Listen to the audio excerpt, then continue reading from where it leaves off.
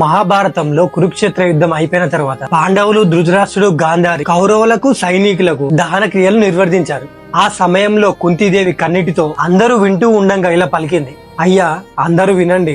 కౌరవులకు పెట్టని కోటగా విరజిల్లిన కర్ణుడు, అర్జునుడి చేతిలో హతమైన కర్ణుడు, రాధేయుడిగా లోకానికి తెలిసిన కర్ణుడు నిజానికి సూతపుత్రుడు కాదు, రాజకుమారుడు. కర్ణుడు నా కుమారుడు కాంతేయుడు. వీళ్ళందరికీ కర్ణుడు అగ్రజుడు.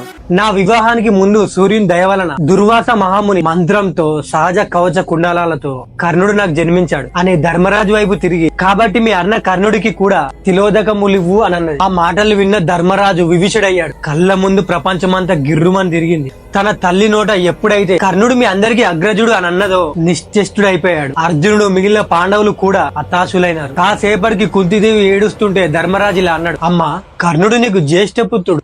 మా అందరికి అన్నగారన్న రహస్యాన్ని కొంగున నిప్పు కట్టుకున్నట్లు ఎందుకు దాచిపెట్టావమ్మా? ఇప్పుడు ఇది అంతులేని శోకాన్ని మిగిల్చింది కదమ్మా. అభిమన్యుడు ఉప పాండవులు మరణించినప్పుడు కూడా నాకు ఇంత దుఃఖం కలగలేదమ్మా. ఈ సత్యం తెలిస్తే కర్ణుడితో మా ప్రవర్తన వేరేలాగా ఉండేది కదమ్మా. అసలు ఇంతటి మరణహోమం జరిగేది కాదు. మాపై ఎంతమంది ఎవరు మాట్లాడినా కోపం వచ్చేది, కానీ ఎందుకో కర్ణుడు తిడుతుంటే కోపం వచ్చేది కాదు. నా చేతులారా అర్జున్ని కర్ణుడి మీదకి ఉసగొల్పి నా అన్నం చంపుకున్నాను.